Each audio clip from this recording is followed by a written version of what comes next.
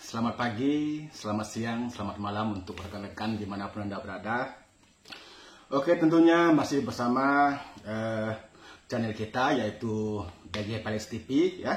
Pada hari ini merupakan satu kehormatan kami bisa menghadirkan sosok seorang tokoh yang ada di Kabupaten Sekadau. Satu kebanggaan kami dari BG Pales TV bisa menghadirkan beliau ya.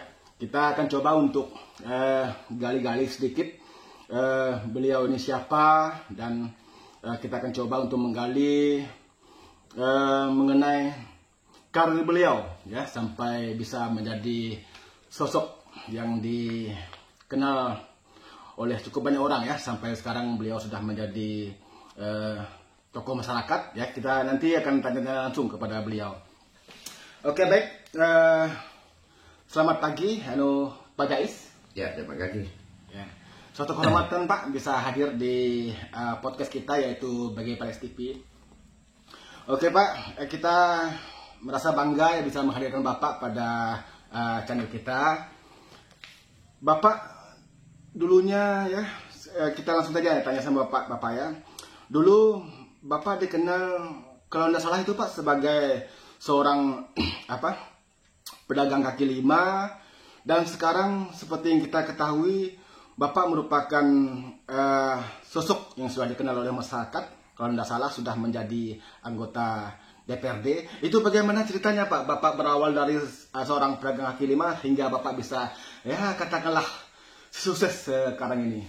Tolong Bapak jelaskan Pak, biar agar para netizen juga bisa mengetahui dan mengenal Bapak lebih dalam lagi Pak. Ya, terima kasih saudaraku. Terima kasih telah berkunjung ke rumah silaturahmi ini. Ya, saya kenalkan dulu, nama saya Muhammad Jais. Kalau saudaraku bilang tadi, saya salah satu tokoh. Ya, terima kasih lah. Kalau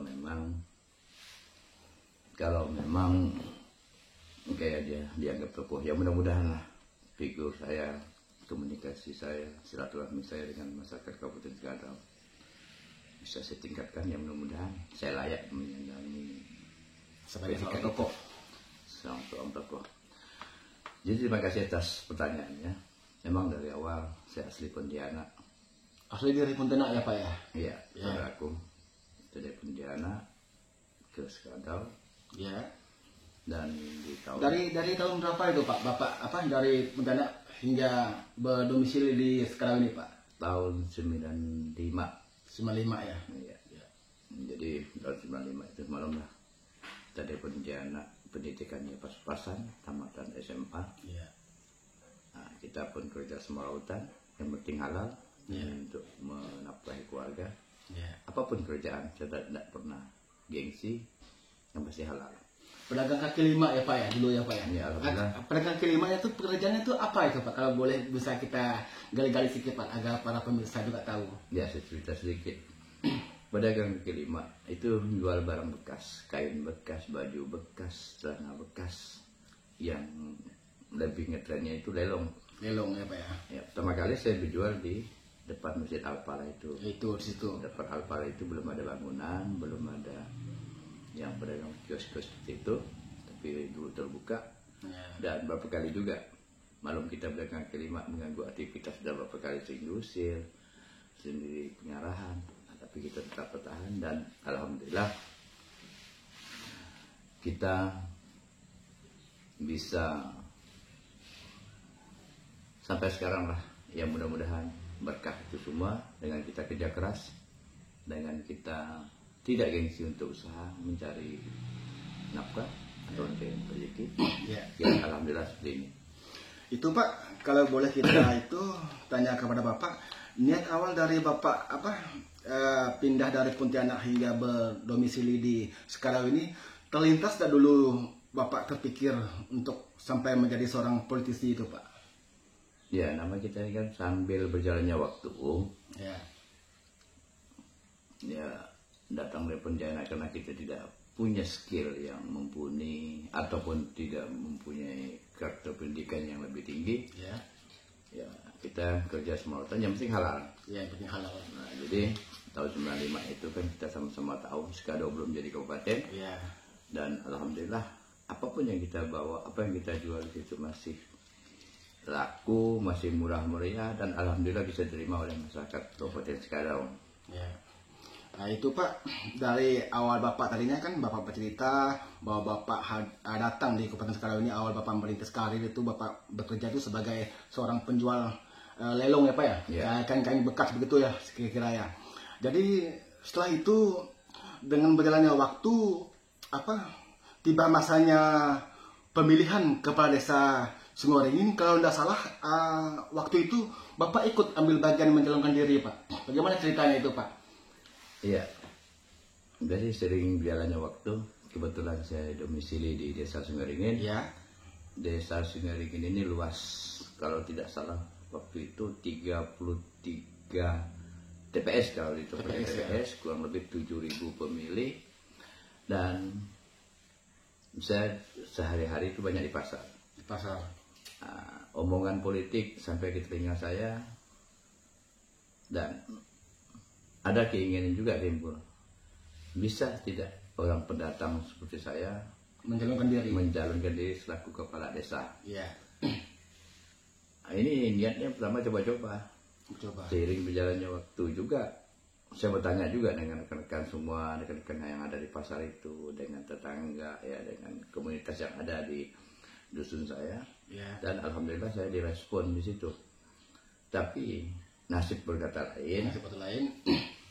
Saya gagal di calon kepala desa itu, dan alhamdulillah saya merasa bangga karena orang pendatang bisa menunjukkan bahwa saya bisa berbuat banyak di situ. Dan alhamdulillah kalau nggak salah masa itu kalahnya pun cuma sedikit saja ya Pak? Ya, sedikit. Tapi banyak asumsi yang beredar, rumor yang beredar. Tapi itulah nama politik. Kita harus siap kalah, siap menang. Yang pasti pembelajaran politik saya mulai dari calon kepala desa itu. Ya. Nah, setelah gagal di situ, mungkin Bapak mencalonkan diri menjadi anggota BPD di Desa Sungoringin. Ya. Terpilih atau gagal juga Pak? Seperti itu. Seperti mencalonkan diri sebagai kades tadi. Dan alhamdulillah di tahun yang sama juga saya menjadi anggota BPD Desa Sungoringin, dan alhamdulillah terpilih. Ya. Masa bakti tahun berapa itu Pak di anggota BPD itu Pak? Kalau tidak salah 2007 sampai 2013. Masa itu ya. Jadi kita tahu kan Bapak sekarang kan sudah menjadi anggota DPRD Kabupaten Skadau 2 periode ya. Tapi sebelum kita menuju ke situ, kalau kita gali lagi ke belakang, seingat saya dulu Pak Jais ini pernah mencalonkan diri menjadi anggota DPRD provinsi. Kalau seingat saya itu partai apa itu Pak dulu waktu Bapak mencalonkan diri menjadi anggota provinsi itu? Iya, pernah saya mencalonkan calon anggota DPRD provinsi Kalimantan Barat. Dapil Skadau Sanggau. Ya. Saya tidak terpilih dari Partai Bintang Reformasi atau PBR. Partainya kalau salah itu almarhum Kiai Haji Jadin MD itu ya Pak? Iya betul. Ya.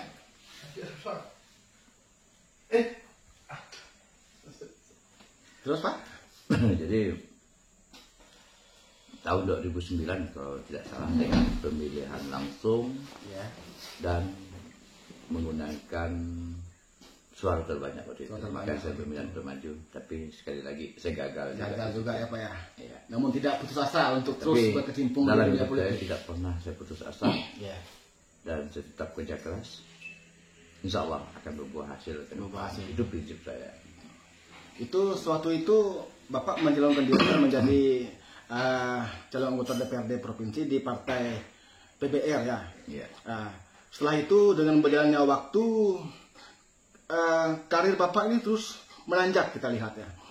Sampai Bapak kalau tidak salah itu pernah juga menjadi ketua Kadin itu Pak. Dari tahun berapa hingga tahun berapa Pak Bapak menduduki kursi di Kadin itu Pak? Ya, alhamdulillah di tahun 2011 itu menjadi ketua Kadin itu. Menjadi ketua Kadin. Dan sampai 2014. Kenapa waktunya pendek? 2011 2014 karena di tahun yang sama 2014 itu saya terpilih menjadi anggota DPRD Kabupaten Sekadau dan ketentuan yang berlaku saya harus mundur dari ketua Kadin Kabupaten Sekadau dan di situ juga kawan-kawan baik asosiasi yang ada menyupport saya juga bagaimana berkiprah di dunia politik ini.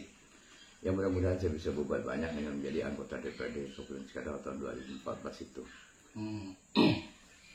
Jadi sewaktu Bapak meninggalkan kursi Kadin itu pada dari tahun 2011 hingga sampai 2014 kita kan di Bobilangkuari ini mengadakan pesta demokrasi dan Bapak ikut menjadi bagian dari pencalekan tersebut dan akhirnya Bapak terpilih. Nah, itu dari Bapak tadinya kan awalnya kan dari partai PBR itu kan, Bapak terpilih di 2014 itu melalui partai apa itu Pak? Kalau kita boleh tahu Pak, kita gali Pak. Ya, terima kasih saudaraku.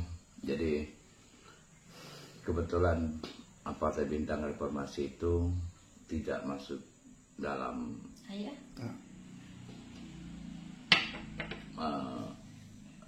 bahasanya ini tidak masuk di dalam, tidak lolos di dalam seleksi nasional ataupun tidak mengikuti suaranya dan PBR juga merger dengan PAN dan kami bergabung di situ dan alhamdulillah saya maju di PAN. Mungkin rezeki karir saya potensial saya ada di Partai Amanat Nasional dan alhamdulillah 2014 itu saya terpilih menjadi anggota DPRD Kabupaten Sekadau dari Partai Amanat Nasional.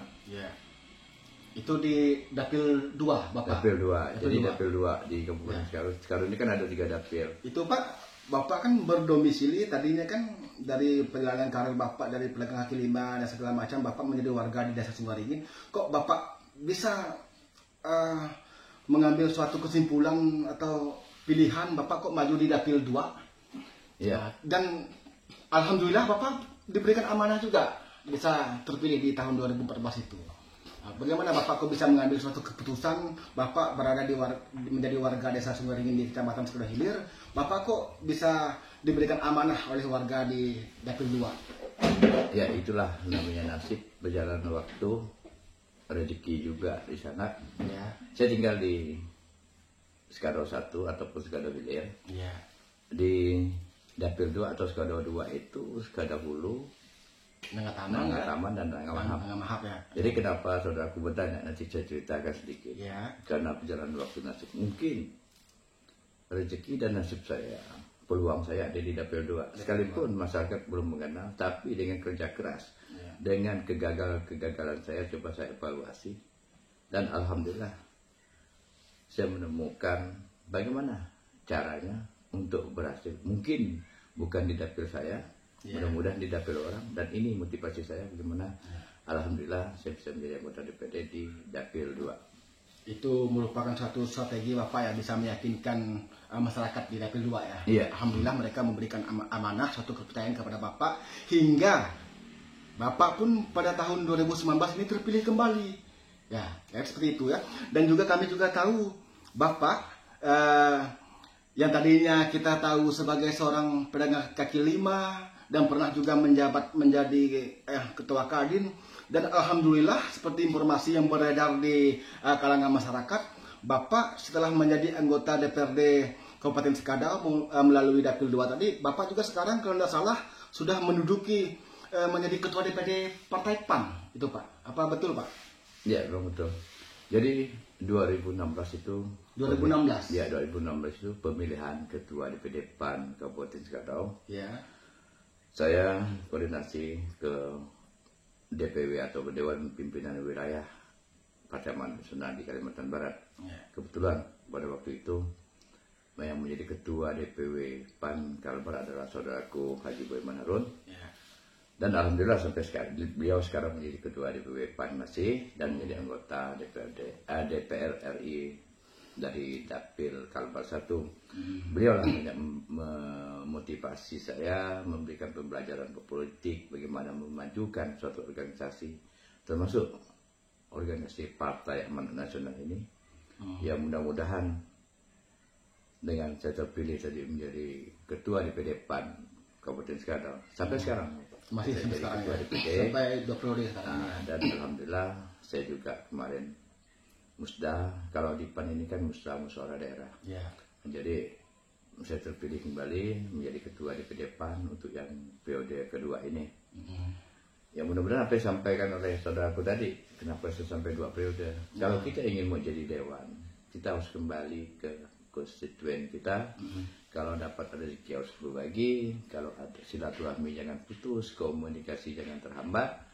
Dan alhamdulillah saya tunjukkan pada waktu itu dari suara saya seperti ini. Dan alhamdulillah 3 kali lipat peningkatan suara saya itu. Dia pun bukan di dapil saya. Yang pasti Pak, kita mau buat. Ya, kalau kita boleh mundur lagi ke belakang, kalau tidak salah awal mula Bapak menyalonkan diri menjadi anggota DPRD Kabupaten Skadau ini di dapil 2 itu suara Bapak kalau tidak salah itu tidak sampai 1000. Iya. Jadi di periode yang kedua ini luar biasa melonjak. Artinya kepercayaan daripada masyarakat di dapil 2 memberikan amanah kepada Bapak, benar-benar mereka harapkanlah kinerja Bapak untuk janji-janji politik Bapak, segala macam benar-benar diharapkan itu di pundak Bapak. Program-program yang sudah Bapak lakukan untuk simpatisan Bapak, kader-kader Bapak di dapil 2 sana, Pak, khususnya kepada para pendukung Bapak. Iya, yang pasti silaturahmi jangan pernah putus. Komunikasi. Silaturahmi itu kuncinya, Pak ya, kuncinya silaturahmi. Ya. Komunikasi, karena kita jadi anggota DPRD ini, kalau kita mau jadi orang ini, kita kan tidak bisa sendiri. Ya. Jadi orang politik tidak bisa kerja sendiri, harus kerjanya gotong royong dan ramai-ramai, sama-sama semua. Ya, kalau tidak salah itu Pak, suara Bapak di yang kedua periode ini melonjaknya sangat signifikan itu Pak, dari tidak sampai 1000-an, kalau salah ini hampir mau 2000-an Pak, kalau tidak salah di 2019. Iya. Berapa itu perolehan suara Bapak kemarin Pak? Ya, jadi gini, dengan komunikasi kita, silaturahmi kita ke dapil, dan alhamdulillah itu ditunjukkan antusias masyarakat juga. Ya. Jadi dari suara bukan di bawah 1000, 644 kalau tidak salah. Cuman 644 pemirsa waktu pertama kali Pak Jais maju di dapil 2. Hingga di 2019 hampir kurang lebih 1900. Kurang sedikit 2000 para pemirsa. Mudah-mudahan beliau bisa bekerja semaksimal mungkin ya, memberikan suatu kinerja yang diharapkan oleh masyarakat di dapilnya. Terus Pak? Jadi niat kita kalau kita mau jadi anggota legislatif, silaturahmi jangan putus, komunikasi jangan putus. Kalau memang ada tim yang datang, masyarakat yang datang, selalu welcome ya Pak, terbuka untuk mereka ya Pak. Terbuka. Ya. Contohnya saudaraku. Ya, saya hadir sini ya terbuka. Kalau di rumah lintas partai tidak jadi masalah bagi saya, yang penting silaturahmi itu. Ya. Salah satu contoh, kalau saya diundang di acara pernikahan, saya tetap nyanyi di situ. Ya. Saya akan saya lihat sebuah lagu atau 2 buah lagu. Kalau saya diundang juga atau dipanggil, kalau memang ada masyarakat yang punya hajatan, insya Allah saya datang. Apalagi yang ditimpa musibah. Ini bukan riak, bukan apa. Waktu itu saya cerita dikit. Ya Pak. Ada masyarakat saya itu ada yang ditimpa musibah, meninggal. Kebetulan saya hadir di pemakaman itu. Karena konstituen saya ini, saya sudah anggap macam keluarga sendiri. Masyarakat yang senang, susah, itu dah macam saudara saya sendiri. Ya. Jadi waktu itu ada masyarakat meninggal. Bapak hadir di situ kan? Ya, saya hadir. Dan kebetulan untuk menyerahkan ke bumi itu saya cuma berdua. Sepatut dan selainnya harus bertiga. Ya. Saya respect aja lah tuan, seserah di situ. Kebetulan saya pun sebelum melakukan itu kan, saya bertanya apa sih yang wajib? Yang penting ikhlas saja lah, menyerahkan menyerahkan jenazah. Terkadang Pak gini Pak, terkadang hal-hal seperti itu Pak, kalau sudah kita di masyarakat itu sifat-sifat seperti itu tuh ada semacam pro dan kontra Pak. Maklum saja ya, terkadang kalau politisi memberikan suatu bantuan ataupun sifatnya apa, itu terkadang orang memandangnya suatu pencitraan. Tapi bagi Bapak, sosok seorang politisi yang hadir selalu merangkul bersama masyarakat, Bapak yang penting dari niat hati yang tulus. Seperti itu. Coba Bapak uraikan biar masyarakat itu bisa memilah di mana saat kita berpolitik, di mana saat kita bersosial. Mungkin seperti itu. Tolong Bapak jelaskan. Iya. Jadi gini. Kuncinya satu. Ada rezeki berbagi, ada ilmu berbagi, ada waktu kita sempatkan untuk bersilaturahmi. Insya Allah kalau kita banyak sedekah, harta kita akan bertambah. Kita tidak akan pernah kekurangan.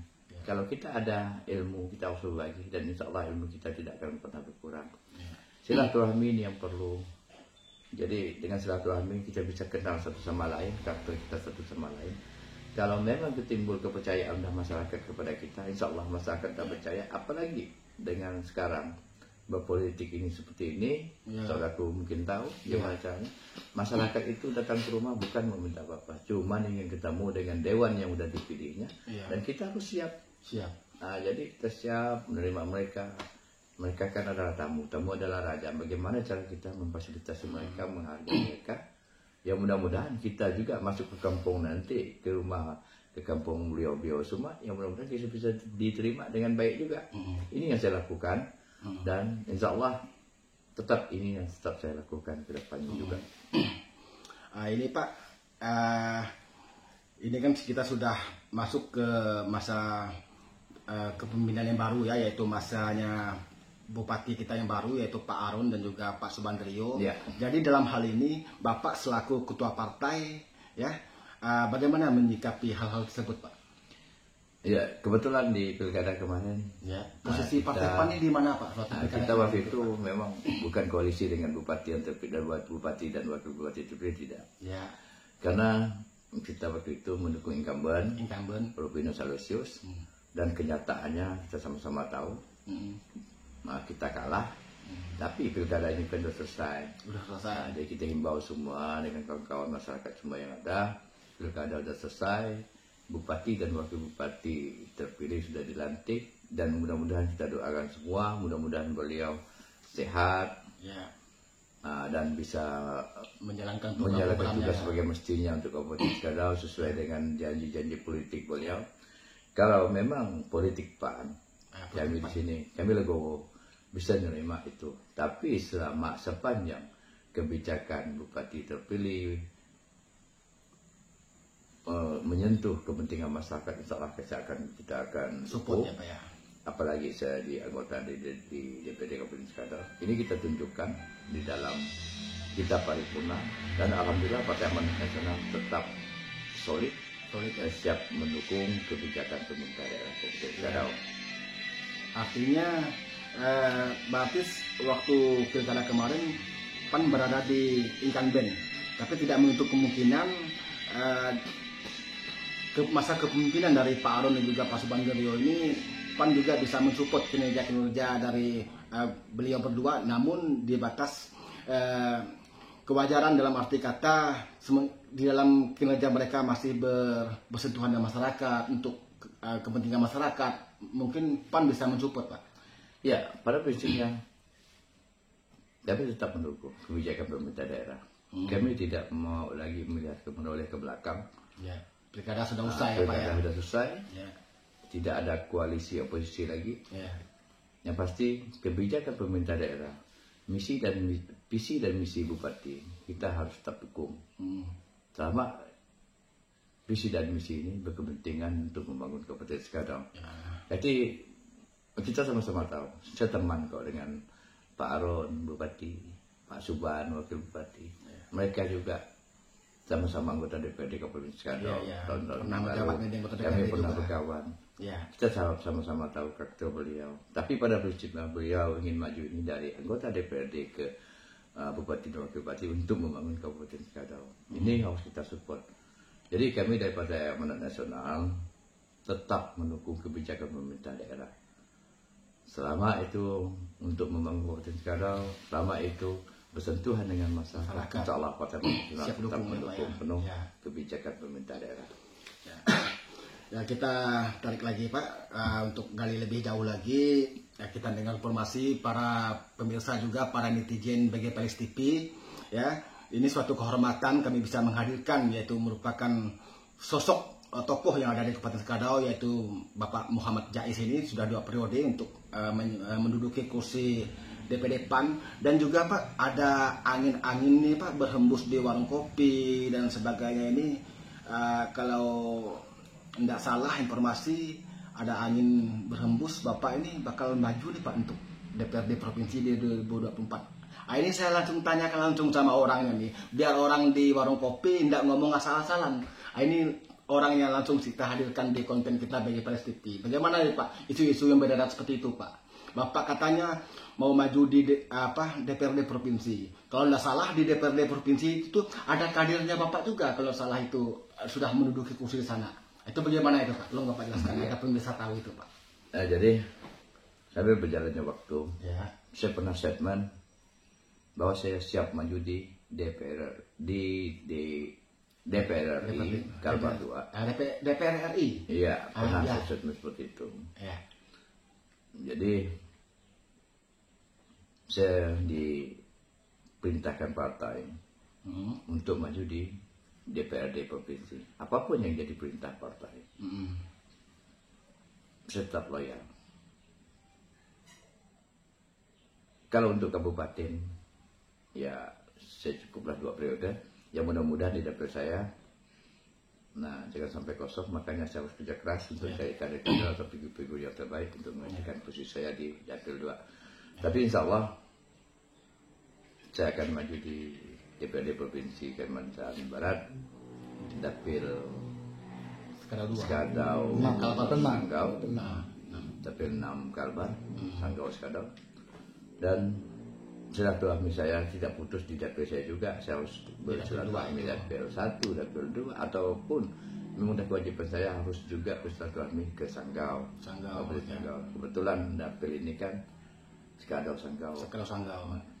Berarti dengan berjalannya waktu nantinya mungkin Bapak selaku ketua DPD mempunyai target tersendiri nanti. Kalau bisa mungkin pandangan Bapak, Partai PAN di Kabupaten Sekadau ini bisa menghadirkan dua kursi mungkin untuk di DPRD provinsi. Ya, mudah-mudahan itu saya harapin kita. Semua cita-cita partai kan ingin menambah kursi.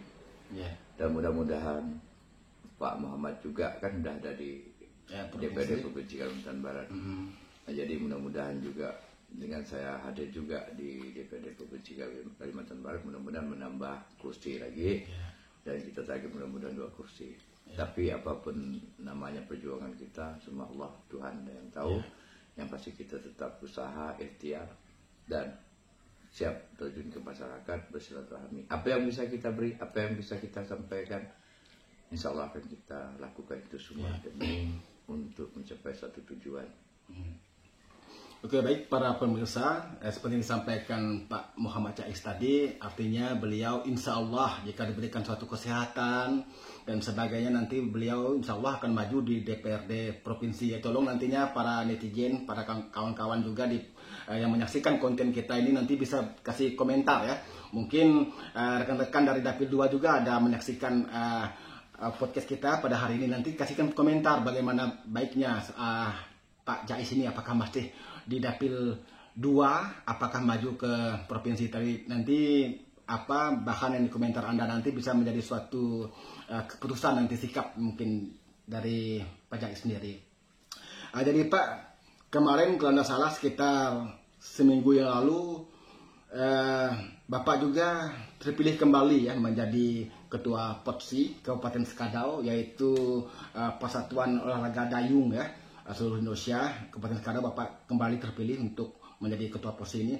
Ini Pak, kami juga selaku masyarakat maupun kita mendengar informasi dari kawan-kawan di lapangan juga, ini kami juga salut kepada Bapak ini. Bapak selaku Ketua partai besar ya, Partai PAN, Bapak bisa memilah di mana saatnya Bapak berpolitik, mengayungi partai. Di situ juga nantinya Bapak bisa memilah. Bapak tidak bawa-bawa organisasi dayung. Bapak tidak pernah kami melihat Bapak harus atlet-atlet dayung harus mendukung Partai PAN, harus menjadi simpatisan Partai PAN. Inilah yang kami salut kepada Bapak.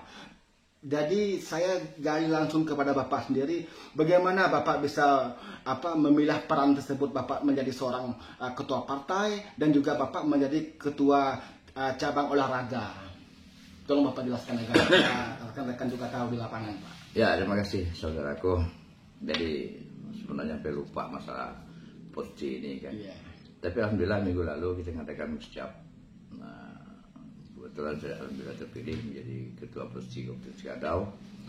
Dan mudah-mudahan di tahun ini juga kita bisa berkiprah banyak, karena tahun depan kita akan melaksanakan Prop dan mudah-mudahan posisi Kabupaten Sekadau bisa ikut serta atlet-atletnya.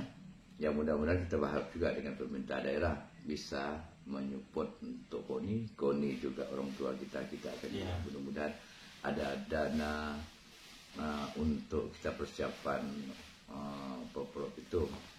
Jadi kenapa saya memimpin posisi ini tidak banyak konflik secara intern kalaupun ekstern ataupun di luar ataupun di dalam, karena kita sama-sama tahu kalau saya ketua dari PAN, sekretaris saya dari P3, yang lain juga ada yang dari Nasdem, ada yang juga dari Golkar. Banyak para petinggi partai berada di itu cabang olahraga posisi ya Pak ya. Jadi posisi ini milik kita semua, milik masyarakat kita semua, khususnya di Kabupaten Sekadau.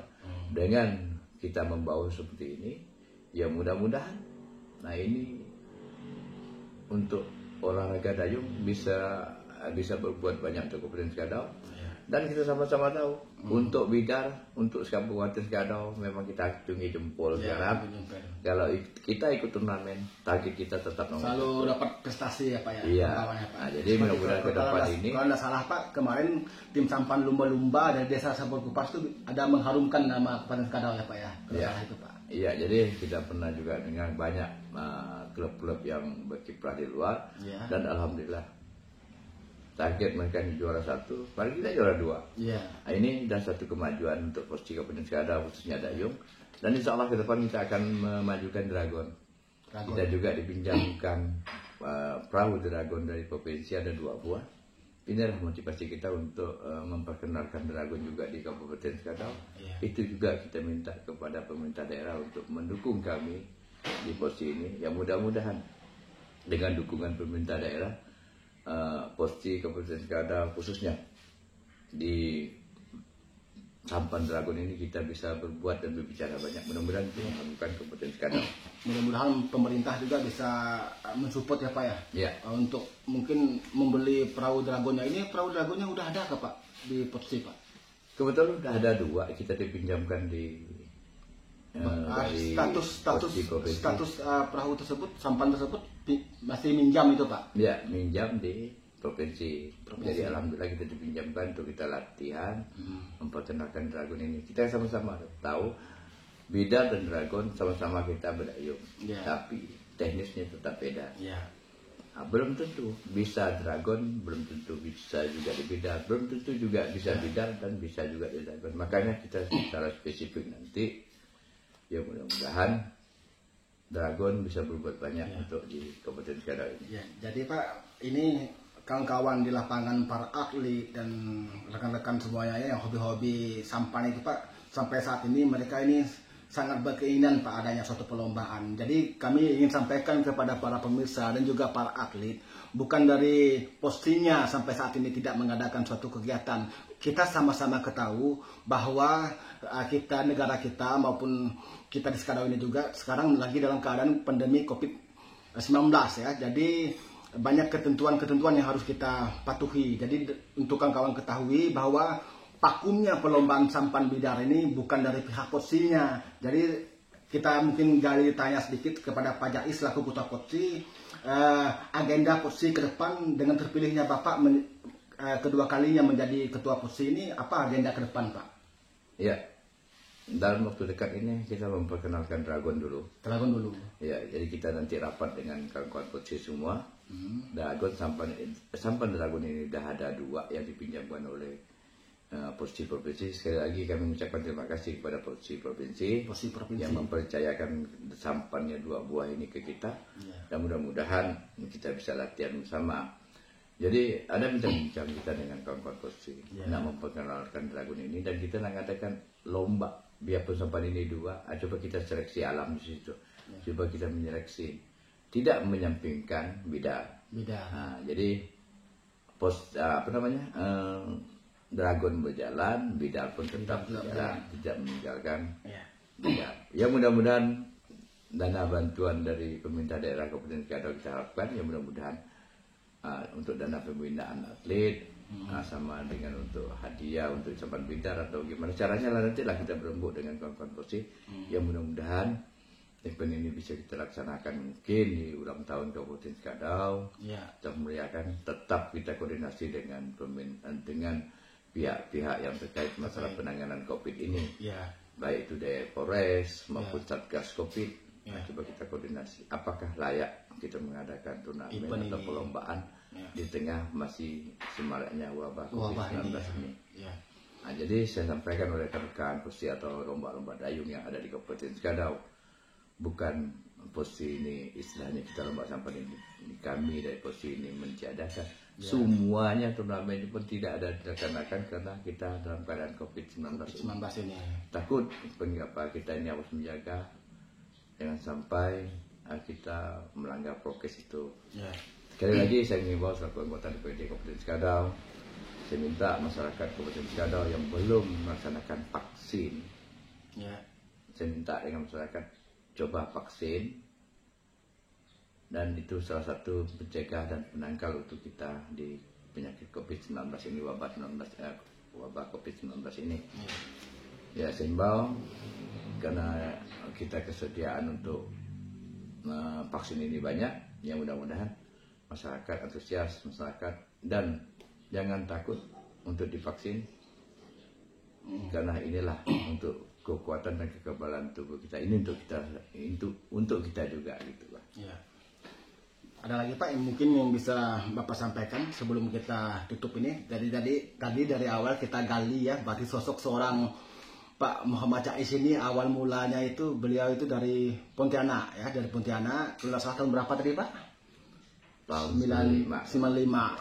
Beliau merintis karir di Skadau ini bekerja sebagai seorang pedagang kaki lima. Ya, sebagai seorang pedagang kaki lima ini kawan-kawan, sehingga sekarang bisa menjadi ya katakanlah sebagai seorang tokoh ya, menjadi anggota DPRD 2 periode sekarang, dan juga menduduki ketua DPD PAN kedua kalinya di Kabupaten Skadau ini. Ini sebenarnya banyak sekali Pak yang harus kita gali-gali dari Bapak ini. Bagaimana sih strategi politik Bapak hingga Bapak bisa menjadi ya katakanlah orang ya kenamaan lah, berpengaruh dari Skadau ini Pak.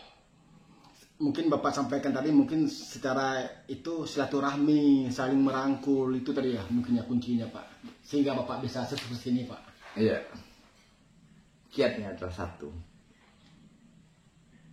ada rezeki berbagi, itu ya. Ada ilmu berbagi, jangan pernah putus silaturahmi. Ini yang harus kita tingkatkan, ini yang harus kita lakukan. Insya Allah, apapun cita-cita kita tetap akan kita raih. Bukan di dapil kita maupun di dapil orang lain. Ya mudah-mudahan rezeki kita tidak tahu di mana. Berjuang dan berusaha. Jangan lupa berdoa. Mudah-mudahan kita semua tetap menjaga prokes dan jangan lupa vaksin. Oke, baik para pemirsa, mungkin kita tutup dulu podcast kita pada hari ini bersama Bapak Muhammad Jais. Mungkin di lain kesempatan nanti kita hadirkan lagi beliau. Mungkin sebelum kita tutup ada pesan-pesan yang mungkin Bapak sampaikan tadi selain vaksin dan sebagainya. Ya, sudah minta saya himbau selaku Ketua DPD PAN Kabupaten Skadau dan anggota DPD Kabupaten Skadau. Pilkada sudah selesai. Ya, pilkada sudah selesai. Kita kembali untuk membangun Kabupaten Skadau. Visi dan misi Bupati terpilih, aku sama-sama kita dukung. Tidak ada satu, tidak ada dua lagi Pak. Iya, tidak ada satu, tidak ada dua. Visi dan misi Bupati ini harus kita dukung. Biarkan beliau bekerja. Kita sama-sama monitor, mengawasi. Ya mudah-mudahan kita doakan kepada beliau, mudah-mudahan beliau sehat untuk memimpin Kabupaten Skadau ini.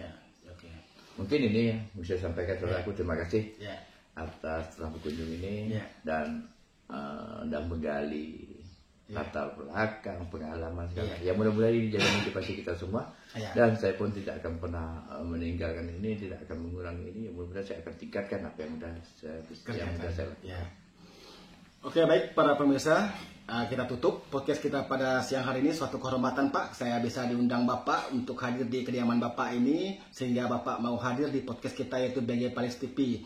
Untuk rekan-rekan semuanya, silakan komen di bawah perbincangan yang kami bincangkan tadi dari awal hingga sampai pada akhir ini. Kami tutup ya, jangan lupa Anda like, komen, subscribe di channel BG Pales TV. Assalamualaikum warahmatullahi wabarakatuh. Sampai jumpa di lain kesempatan bersama Bapak Muhammad Jais.